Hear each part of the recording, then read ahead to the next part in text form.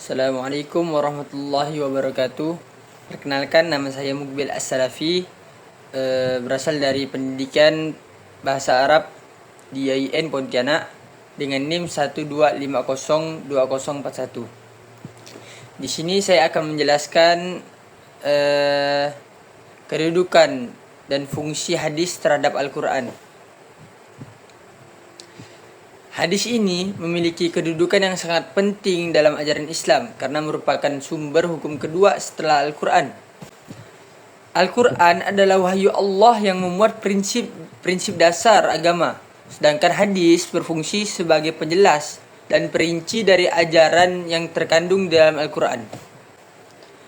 Allah menegaskan kewajiban menaati Nabi Muhammad SAW dalam firman Allah Ta'ala, Ma afa'allahu ala rasulihi min ahlil qura falillahi walil rasuli walidhil qurba wal yatama wal masakin wa ibnis sabil kay la yakuna dulatan bainal aghniya'i minkum wa ma atakumur rasulu fakhuduhu wa ma nahakum anhu fantahu wattaqullaha innallaha syadidul iqab. Yang artinya, apa yang diberikan Rasul kepadamu maka terimalah, dan apa yang dilarangnya maka bagimu tinggalkanlah. Quran Surah Al-Hasyr ayat 7. Ayat ini menunjukkan bahwa hadis itu memiliki otoritas di dalam membimbing umat Nabi Muhammad SAW. Tanpa hadis, pemahaman terhadap sebagian ajaran Al-Quran akan bersifat global dan sulit diamalkan secara praktis. Oleh karena itu, hadis merupakan bagian yang sangat penting dan tidak dapat dipisahkan dari syariat Islam. Selain itu, hadis juga berfungsi untuk menguatkan dan mengokohkan ajaran yang telah disebutkan di dalam Al-Quran. Betapa banyak ayat yang berbentuk perintah masih bersifat umum dan membutuhkan penjelasan Nabi agar dapat dipraktikkan.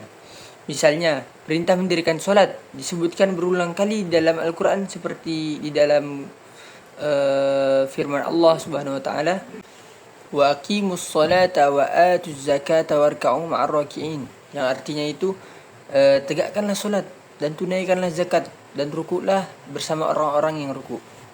Quran Surah Al-Baqarah ayat 43. Yang artinya, tegakkanlah solat, tunaikanlah zakat dan rukuklah bersama orang-orang yang rukuk. Tapi tata caranya ini tidak dijelaskan secara terperinci. Hadis datang merinci bentuk pelaksanaan solat sebagaimana sabda Rasulullah SAW, "Shallu kama ra'aitumuni usolli." Yang artinya itu, solatlah kalian sebagaimana kalian melihat aku solat. Hadis riwayat Bukhari.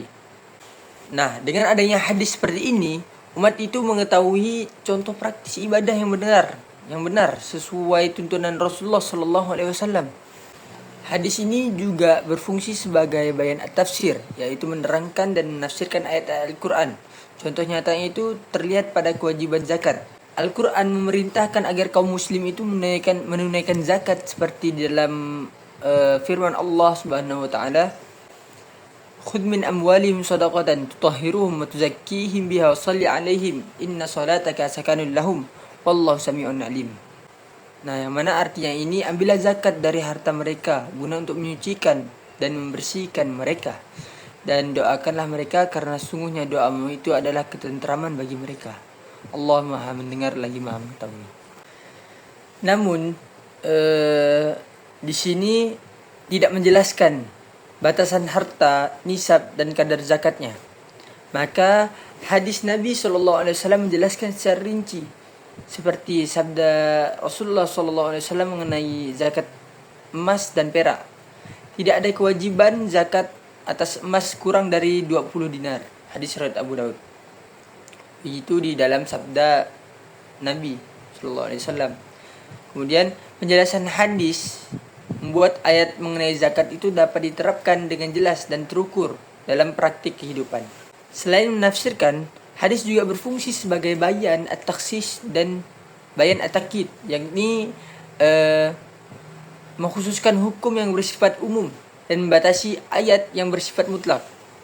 Nah, Al-Quran itu menghalalkan hewan ternak sebagaimana di dalam firman Allah Subhanahu wa taala, "Ya ayyuhalladzina amanu aufu bil uqud."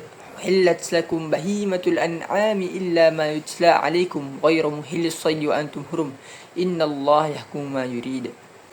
Yang mana artinya, wahai orang-orang yang beriman, penuhilah janji dihalalkan bagimu hewan ternak kecuali yang akan disebutkan kepadamu keharamannya, dengan tidak menghalalkan buru-buru ketika kamu sedang berihram haji atau umroh. Sungguhnya Allah itu menetapkan hukum sesuai dengan apa yang Dia kehendaki. Quran surah Al-Maidah ayat 1. Namun hadis itu memberikan pengecualian tertentu. Rasulullah sallallahu alaihi wasallam bersabda, "Kullu dinabin minas si'abi fa'akaluhu haram." Setiap binatang buas itu yang memiliki taring adalah haram dimakan. Hadis riwayat Muslim. Ayat yang umum menjadi lebih jelas dan terarah dengan adanya penegasan dari hadis. Contoh lain, kewajiban puasa dijelaskan di dalam Quran surah Al-Baqarah ayat 183. Yang mana Allah berfirman, "Ya ayyuhalladzina amanu kutiba alaikumussyiyam kama kutiba alal ladzina min qablikum la'allakum tattaqun."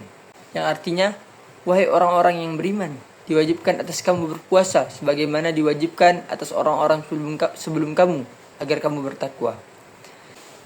Sedangkan hadis memberikan rincian pada ayat tersebut, kapan waktu sahur, kapan waktu berbuka, serta amalan-amalan sunnah di dalamnya, sehingga hukum puasa itu dapat dilakukan sesuai dengan tuntunan Nabi Shallallahu Alaihi Wasallam.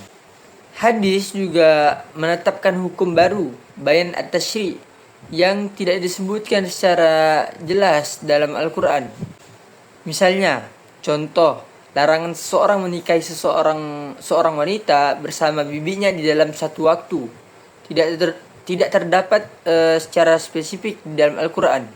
Namun dijelaskan oleh Nabi SAW dalam hadis, beliau bersabda, tidak boleh mengumpulkan wanita dengan bibinya dari pihak ayah atau pihak ibu di dalam satu pernikahan.